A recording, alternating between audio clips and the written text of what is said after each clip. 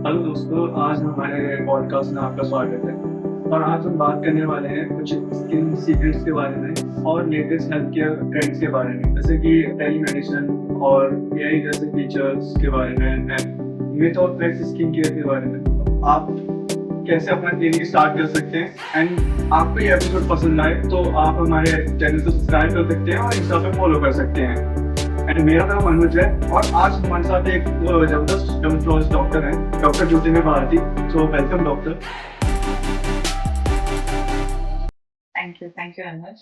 Hello everyone, I'm Dr. Jyotirmay Bharti. I'm a dermatologist. I'm director of Square Root Clinic, Gurugram and Patna. I specializes in skin, hair and nail diseases. And along with that, I take care of the cosmetic part as well. Doctor, सबसे पहले हम basic सवाल से start करते हैं। लोगों की skin को लेके काफ़ी प्रॉब्लम्स हैं। एक हेल्दी स्किन मेंटेन करने के लिए हम क्या सोल्यूशन कर सकते हैं? अनुज, हम बहुत कुछ कर सकते हैं स्किन का ध्यान रखने के लिए और बहुत कुछ ना करके भी हम स्किन को बहुत अच्छा रख सकते हैं। बेसिक आपको स्किन को समझना चाहिए ना कि स्किन क्या होती है, उसमें कौन से अपेंडेजेस होते हैं। जो फेशियल स्किन है और जो स्कैल्प की स्किन है, इस पे हेयर बहुत होता है, राइट? और हर बाल में एक ऑयल ग्लैंड लगा होता है। सो आपको ये कंसिडर करना पड़ेगा कि आपके स्कैल्प पे और आपके फेस पे ऑयल सिक्रेशंस आर मोर, बहुत ज्यादा ऑयल सिक्रेशंस होता है। बट आपकी बॉडी ड्राई हो सकती है क्योंकि यहाँ पे हेयर काउंट कम होता है, सिबेशियस ग्लैंड कम है, तो ऑयल का सिक्रेशंस भी कम होगा। Considering that, you can moisturize your body, you can moisturize every part of your body, but face is very different compared to body. आपको फेस को मॉइस्चराइज नहीं करना चाहिए जस्ट बिकॉज कि सब लोग बोल रहे हैं मॉइस्चराइज करो मॉइस्चराइज करो मॉइस्चराइज करो। जब हम टीनेजर्स होते हैं, हमारे हार्मोनल चेंजेस की वजह से जब हम प्यूबर्टी में जाते हैं, ऑयल सिक्रेशंस काफी बढ़ जाता है। तो उस टाइम में अगर आप मॉइस्चराइजर लगा रहे हो तो आपको एक्ने हो सकता है, ओपन पोर्स बन सकते हैं, कॉमेडॉन्स बन सकते हैं जिसको आप black heads and white heads बोलते हो। तो इन सब चीजों से अगर बचना है, आपको सिंपल स्किन केयर रूटीन रखनी चाहिए। फेस वॉश करें, ठीक है। उसके बाद आप कोई लाइट सा सीरम लगा सकते हो, जिसमें मेरा फेवरेट है विटामिन सी सीरम। अगर वो आप लगा लो तो वो आपकी ऑयल एक्टिविटी नहीं बढ़ाती, एंटीऑक्सीडेंट है, तो वो ageing, sun damages, pollution damages, everything will be taken care by. उसके ऊपर आप अपना सनस्क्रीन लगाएं। सनस्क्रीन 3 से 4 बार लगाएं दिन में, क्योंकि सनस्क्रीन की एफिकेसी 2 से 3 घंटे की होती है ना। तो अगर आप बार बार रिपीट नहीं कर रहे तो आपको इफेक्ट नहीं आएगा उससे। सनस्क्रीन लगाएं बस। रात में आप फेस वॉश करें और कोई भी अच्छा सा, अगर आप 30 प्लस हैं तो रेटिनॉल लगा के आप सो सकते हैं। अगर 30 से पहले हैं तो आप माइल्ड सा ग्लाइकोलिक एसिड या लैक्टिक एसिड क्रीम लगाकर सो सकते हैं। डॉक्टर, मेरे साथ काफ़ी टाइम से ऐसा है कि मैं फेस वॉश करने के बाद क्लीनर के साथ एंड फिर मॉइस्चराइजर यूज़ करता हूँ, फिर सनस्क्रीन यूज़ करता हूँ उसके ऊपर। पहले स्टार्टिंग में काफ़ी रिजल्ट दिखे, पर अभी ऐसा होता जा रहा है कि थोड़ा सा मेरी स्किन ना डार्क दिखने लगी। तो मुझे मॉइस्चराइजर बिल्कुल डाल देना चाहिए या फिर मतलब अभी जैसे आपने बताया सनस्क्रीन और नॉर्मल जो चीज़ें मेंटेन? अगर मॉइस्चराइजर आपको सूट कर रहा है, आपके स्किन पे ब्लैक हेड्स, व्हाइट हेड्स या एक्ने नहीं फील हो रहे हैं, go ahead with the same moisturiser, but try to keep it light, okay. उसके बाद सनस्क्रीन लगाना बहुत इंपॉर्टेंट है। अगर आपको टैनिंग, अभी जो आपको हुई है वो टैनिंग है, टैनिंग से बचना है तो आपको फिजिकल सनस्क्रीन यूज करना चाहिए, जो कि जिंक होता है। व्हाइट कलर का कास्ट देखा आपने, जब क्रिकेटर्स लगाते हैं अपने चेहरे पे, उसको जिंक बोलते हैं। वो लाइट को रिफ्लेक्ट कर देती है, तो उसकी वजह से आपको टैनिंग नहीं होगी। लड़कियों को मैं बोलती हूँ बीबी क्रीम, सीसी क्रीम लगवा लो, क्योंकि these are physical sunscreen, this acts as a physical sunscreen, तो उसमें टैनिंग कम होती है। तो आप केमिकल सनस्क्रीन ना लेके फिजिकल सनस्क्रीन यूज कर सकते हैं। चेहरा कवर करके निकला कीजिए। 8 से 5 बजे तक की रोशनी है, वो एजिंग करवाती है, पिगमेंटेशन करवाती है। तो अगर आप चेहरा कवर कर रहे हो, कैप लगा रहे हो, सनस्क्रीन लगा रहे हो, तो it will be well prevented. लेकिन डॉक्टर, आजकल पॉल्यूशन की वजह से एंड स्ट्रेस की वजह से लोगों की स्किन और हेयर फॉल देखने के लिए मिलता है। बोलते हैं कि हमारा हेयर फॉल, स्किन बहुत ज्यादा खराब हो रही है। तो ये मिथ है या सच में ऐसा है? फ्रैंकली स्पीकिंग, पोल्यूशन से स्किन कैसे खराब होगी, है ना। जो हम बोलते हैं कि जिसकी वजह से खराब होती है, that is we are speaking in terms of UV exposure, है ना। धूल मिट्टी से कोई आपकी स्किन नहीं खराब हो रही, वो सिर्फ आपके आकर स्किन के ऊपर इकट्ठा हो रही है। अगर आप उसको क्लीन नहीं करोगे तो सिबेशियस ग्लैंड, स्वेट ग्लैंड का मुंह बंद हो जाएगा, फिर आपको एक्ने और वो ग्रीजी स्किन और वो सब प्रॉब्लम होगी। बट आइडियली क्या होता है, समर जैसे अभी समर आ रहा है, ड्यू टू समर हमारे ऑयल ग्लैंड काफी एक्टिवेट हो जाते हैं, तो स्किन काफी ऑयली हो जाती है, राइट।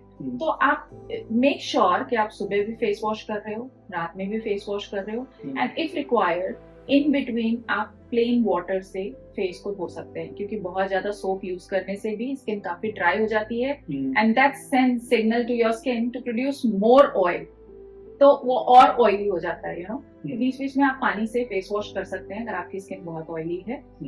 और जैसा कि अभी समर है तो आप ध्यान रखें कि मॉइस्चराइजर ना लगाएं, सिर्फ सनस्क्रीन लगाएं, कवर्ड प्रोटेक्टिव कपड़े पहने, डार्क कलर के कपड़े ना पहने, डार्क कलर एब्जॉर्ब्स लाइट, फिर वो आप हीट कन्वर्ट करके आपकी बॉडी में डाल देता है। तो आप कोशिश करें कि white colour, light pink, light blue, light yellow, light colour के कपड़े पहने जो कि सनलाइट को रिफ्लेक्ट कर देगी, आपकी स्किन में एब्जॉर्ब नहीं होगी।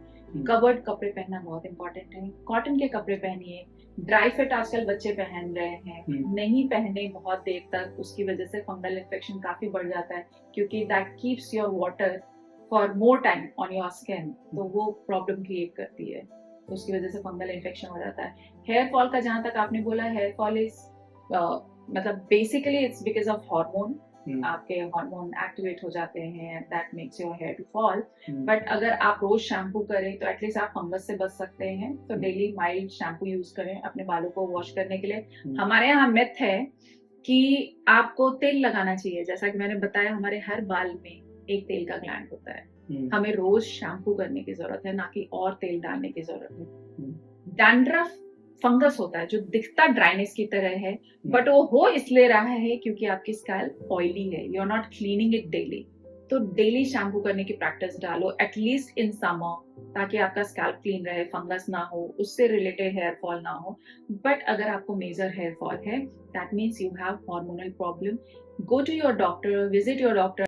Don't get into trap with this advertisement that this oil will give you this and this oil will make your hair condition better or skin condition better. अगर इतना आसान होता तो आज इतने जो बड़े बड़े बिलियनर और मिलियनर्स हैं उनके बेटे गंजे नहीं होते, वो अपने बाल बचा सकते थे, है ना। बट अगर आप टाइम के साथ अपने डर्मेटोलॉजिस्ट के पास आए तो वो आपके बालों को सेव कर सकती हैं, है ना, अगर उसका प्रॉपर टैबलेट और ऑयल लगाने को वो देंगे। Of course it's a long treatment, it's not a magical wand कि हम घुमाएंगे और बाल अचानक से आ जाएंगे, टाइम लगता है। आप किसी भी डर्मेटोलॉजिस्ट के पास जाओगे तो 5-6 महीने आपको टिक कर ट्रीटमेंट करना होगा, हेयर फॉल आपका रुक जाएगा। बट पोल्यूशन का हेयर फॉल से एज सच कुछ लेना देना नहीं है, क्योंकि आपकी स्कैल्प अगर ग्रीजी हो भी गई तो that can lead to dandruff problem, है ना। और डैंड्रफ से बहुत मेजर हेयर फॉल नहीं होता, थोड़ा बहुत होता है, इट कंट्रीब्यूट्स, यू नो। तो आप स्कैल्प को क्लीन रखें, और अगर हेयर फॉल है तो अपने डर्मेटोलॉजिस्ट को मिले, ना कि इन एड्स में ट्रैप होकर अपने पैसे वेस्ट करें। सो डॉक्टर, काफी डॉक्टर्स जो नए डॉक्टर्स होते हैं वो अपना क्लिनिक स्टार्ट करना चाहते हैं, एंड तो उन्हें क्या क्या चीजें ध्यान में रखनी चाहिए, एंड और उनका कितना बजट लेके चलें, एंड और उनका ये है कि वो क्लिनिक स्टार्ट कर रहे हैं तो क्या लोकेशन, क्या चीज ध्यान में रखनी चाहिए, उनके ऐसे कई लोगों के सवाल होते हैं। तो जो भी न्यू डॉक्टर्स हैं जो अपना क्लिनिक खोलने के बारे में सोच रहे हैं, मैं उनको यही एडवाइस करूंगी, start with, see I can't say start with minimum और मैक्सिमम, क्योंकि देयर इज नो बजट। आप 5 लाख से भी स्टार्ट कर सकते हो, आप 5 करोड़ से भी स्टार्ट कर सकते हो। जो मैं आज के दिन में एडवाइस देना चाहती हूँ कि pure dermatologist has limited scope these days, और pure cosmetologist have a limited scope. अगर आपकी डर्मैट प्रैक्टिस है तो वहीं से आपके कॉस्मेटिक प्रोसीजर्स और clients निकलते हैं, and they trust you. They trust you as a doctor, that they are with a doctor and you are capable of handling anything which is happening in the clinic, or if they are giving you their precious skin or hair, तो उनको ये guarantee चाहिए होती है कि you are a qualified doctor. क्योंकि आजकल आपने देखा होगा हर सलून वाले आजकल कॉस्मेटिक डॉक्टर बन के बैठे हैं, हर गली नुक्कड़ पे जो डॉक्टर नहीं है, जो दूसरे फील्ड के डॉक्टर्स हैं जिनको स्किन का एस भी नहीं पता, वो भी आज प्रैक्टिस करने में लगे हुए हैं, राइट? उनको क्या पता कि स्किन के अंदर क्या चल रहा है और क्यों चल रहा है और ये क्या कर सकता है, right?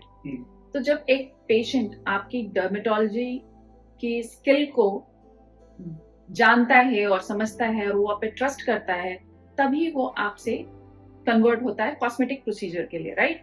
And that is how इधर अगर आप देखोगे आपके कॉस्मेटिक प्रोसीजर बढ़ते जा रहे हैं, आप एक एक करके लेजर इंस्ट्रूमेंट रख सकते हो अपने क्लिनिक में. टू स्टार्ट विथ आप हेयर रिमूवल रखो, that's mandatory. these days this is not a luxury but it's a necessity and everybody is getting it done.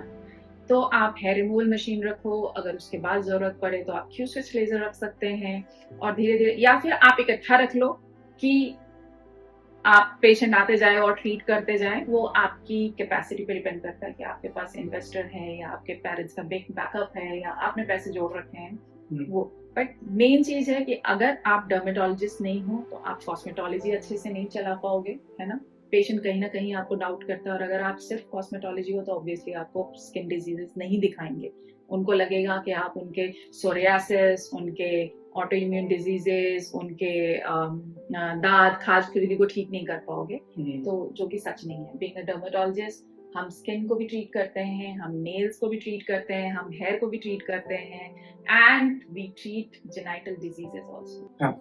So doctor, काफी लोगों का कंफ्यूजन ये रहता है कि कॉस्मेटोलॉजिस्ट एंड डर्मेटोलॉजिस्ट में क्या डिफरेंस रहता है, तो डॉक्टर आप बताएंगे कि there are no term like cosmetologist. Cosmetologist कोई डिग्री नहीं है.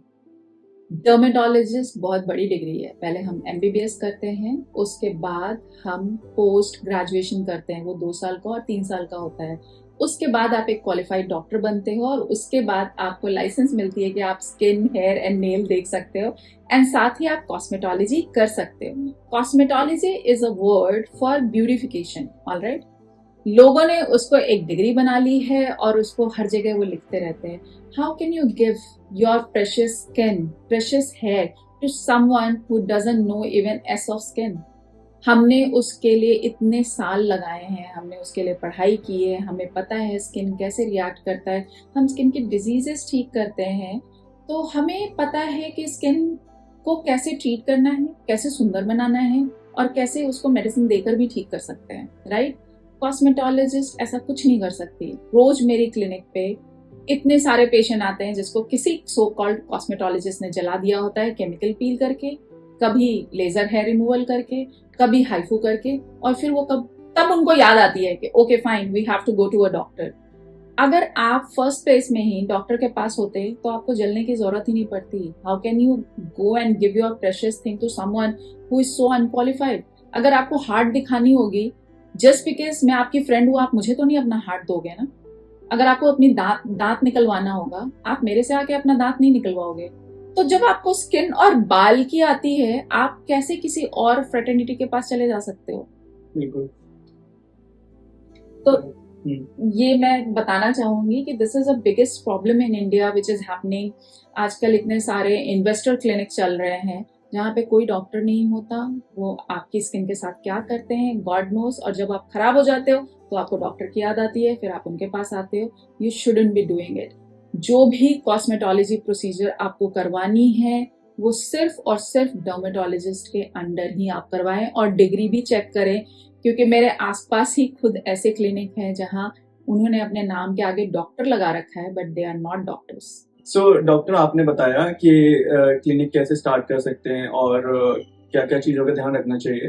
तो क्लिनिक स्टार्ट करते टाइम हमें कौन सा सॉफ्टवेयर यूज करना चाहिए, CRM सॉफ्टवेयर, एंड क्या बजट लेके चलना चाहिए? आजकल ये बहुत इम्पोर्टेंट है, क्योंकि एक स्टाफ आपके क्लिनिक से कुछ चीज़ें दूसरी क्लिनिक पे ट्रांसफर कर देता है व्हेन ही और she is moving from your clinic. So आपको अपना डेटा प्रोटेक्ट करना बहुत इंपॉर्टेंट होता है. You need that privacy, and there are so many companies in the market.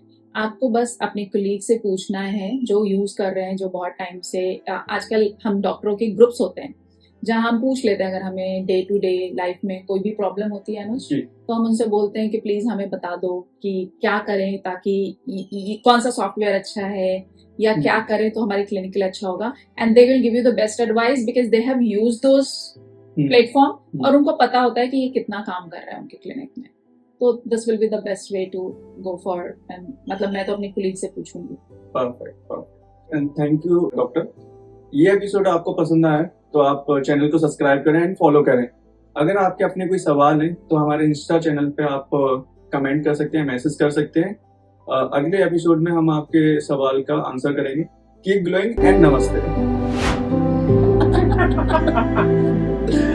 Okay वो कट कर देना वहां से, ठीक है? नमस्ते कर लें। नमस्ते।